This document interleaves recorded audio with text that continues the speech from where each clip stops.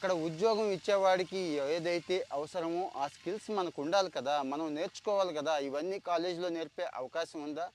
99% కాలేజీల్లో ఇవి ఎలాగూ నేర్పరు. మరి ఇలాంటి స్కిల్స్ ఐఐటి లాంటి టాప్ ఇన్స్టిట్యూట్స్ నుంచి సర్టిఫికేట్స్ తీసుకునే అవకాశం ఉంటే, ఈ స్కిల్స్ ఫ్రీగా నేర్చుకునే అవకాశం ఉంటే ఇప్పుడు ఆ అవకాశం వచ్చిందండి.